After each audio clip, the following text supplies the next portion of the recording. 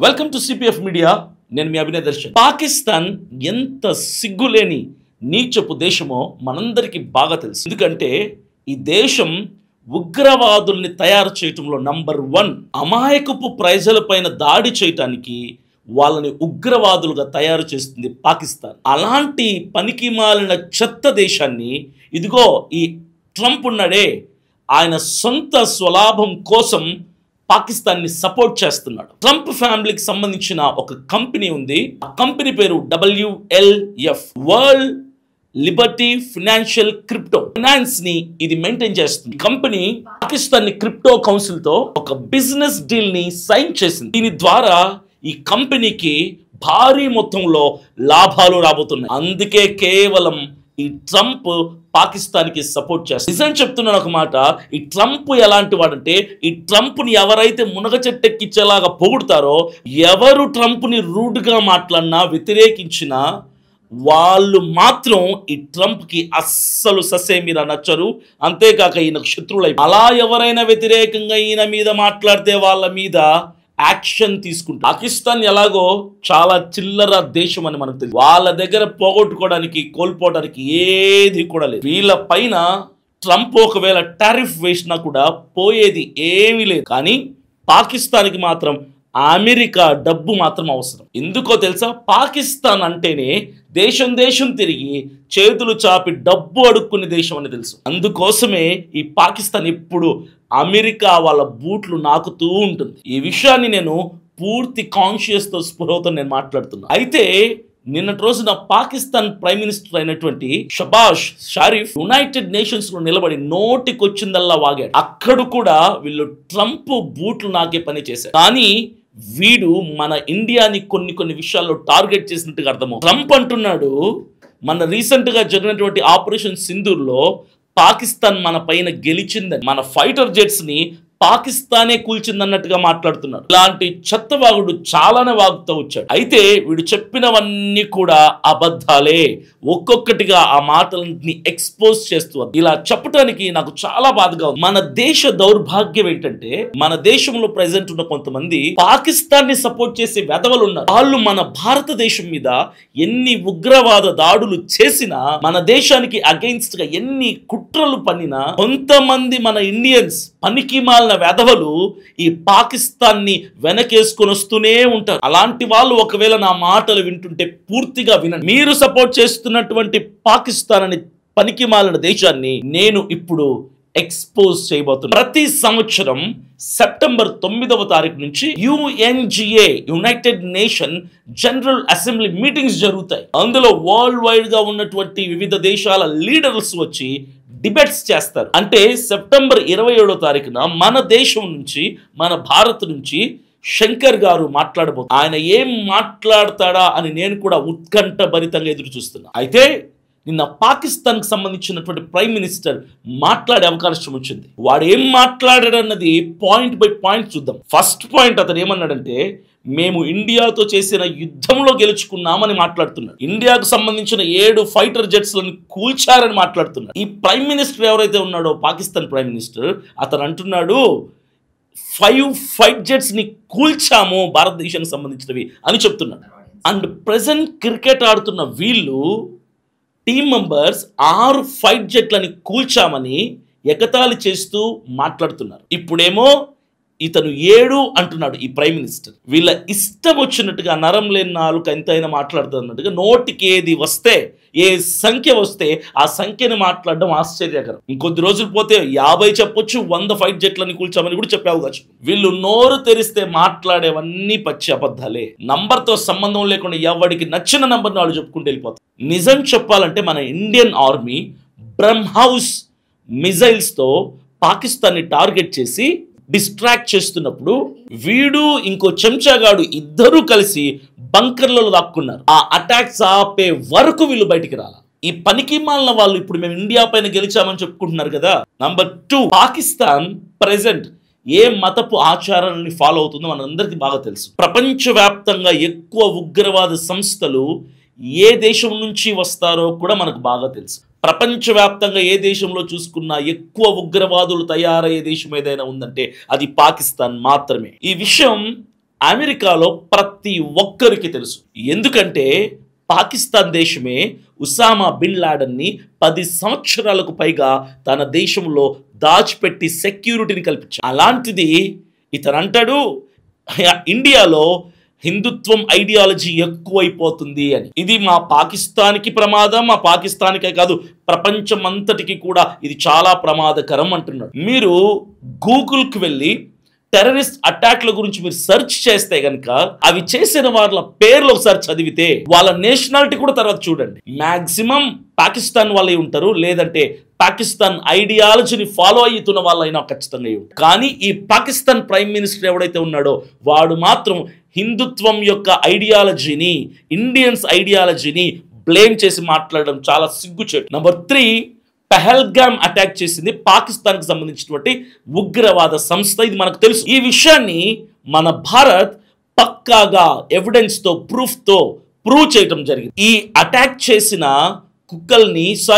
కుక్కలు అంటే కుక్కలు బాధపడతాయి. ఎందుకంటే పాకిస్తాన్ వాళ్ళని కుక్కలతో పోల్చితే, పాకిస్తాన్ ఉగ్రవాదుల్ని కుక్కలతో పోలిస్తే కుక్కలు సిగ్గుపడతాయి. కాబట్టి ఇప్పుడు చెప్తున్నా, ఈ అటాక్ చేసినటువంటి పాకిస్తాన్ ఉగ్రవాదుల్ని చీడ పురుగుల కంటే దారుణం అని చెప్పగలి. చీడ పురుగులు కూడా అవమానంగా ఫీల్ అవు. ఆ పాకిస్తాన్ ఉగ్రవాదులు, దుర్మార్గులు ఎవరైతే ఉన్నారో వాళ్ళని మన ఆర్మీ సోల్జర్స్ వేటాడి వాళ్ళని హతం చేశారు, నేలమట్టం చేసి. దిక్కులేని కుక్క చావు చచ్చారు మన భారత్ చేతి. అలాంటిది ఇతను అంటున్నాడు మాకు ఆ అటాక్ కి ఎలాంటి సంబంధము లేదు అని. 4వ పాయింట్, ఇది చాలా ఇంపార్టెంట్ పాయింట్. ఇండియా పాకిస్తాన్ మధ్య జరుగుతున్న యుద్ధాన్ని డొనాల్డ్ ట్రంపే వచ్చి ఆపాడు అని అంటాడు. ఆ ట్రంప్ కనుక ఇన్వాల్వ్ అయి ఆపకపోయి ఉంటే ఈ భారత్ పాకిస్తాన్ మధ్య జరుగుతున్న యుద్ధం మరింత ఉద్రిక్తత పెరిగేది అని అంటున్నాడు.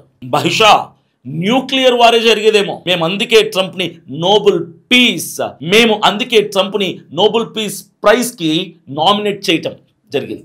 That is the least we can do అంటూ ట్రంప్ యొక్క బూటును నాకుతున్నాడు. ఈ పనికిమాల వాడు చెప్తుంది పచ్చి అబద్ధం. ఈ విషయాన్ని ఇండియా రిజెక్ట్ చేసింది. వీళ్ళు ఎవరికైనా తెలియకపోతే వాళ్ళ కోసం చెప్తున్నా, ఆపరేషన్ సింధూర్ ని ఆపింది పాకిస్తాన్ కాదు, మనమే. ఎందుకో తెలుసా?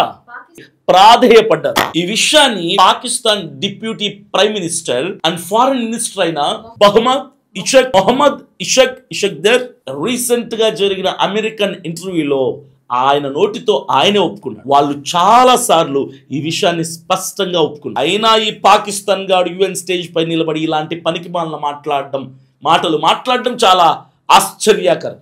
మనకు ముందుగా అలాగే మన ఇండియా ముందు ఉగ్రవాదుల్ని, వాళ్ళ స్థానాల్ని చాలా క్లియర్గా వాళ్ళని అటాక్ చేసింది. తర్వాత వాళ్ళు చేసిన ఓవర్ యాక్షన్ బట్టి వాళ్ళ ఎయిర్ బేసెస్ ని కూడా డెస్ట్రాయ్ చేసింది, బ్లాస్ట్ చేసేసింది. కానీ వీడంటాడు పాకిస్తానీ గాడు ఇండియా సివిల్స్ ని టార్గెట్ చేసింది అని.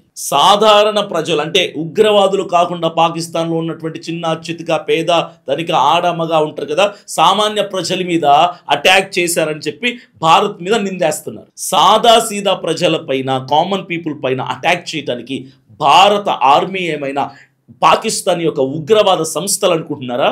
రీసెంట్ గా పాకిస్తాన్ ఫాల్తూ ఎయిర్ ఫోర్స్ వెళ్ళి సొంత దేశం మీదనే అటాక్ చేశారు.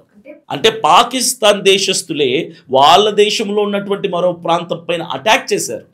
దాదాపు 40 మంది వీళ్ళు అటాక్ చేస్తే పాకిస్తాన్ అమాయకపు ప్రజలు కొంతమంది బలైపోయారు. సిగ్గు లేకుండా మన మీద బ్లేమ్ చేయటానికి భారతీయులు పాకిస్తాన్ సామాన్య ప్రజల మీద అటాక్ చేశారని చెప్పటం హాస్యాస్పదం, ఆశ్చర్యాస్పదం. పాయింట్ నెంబర్ 5, ఆపరేషన్ సింధూర్ తర్వాత ఇండస్ వాటర్ ట్రేడింగ్ కంప్లీట్ గా ఆపేయడం జరిగింది. మన నదుల నీటిని పాకిస్తాన్ వైపు పంపకుండా కంప్లీట్ గా బ్రేక్ వేసేయడం జరిగింది. దాంతో పాకిస్తాన్ లో త్వరలోనే అతి భయంకరమైన కరువు రాబోతుంది.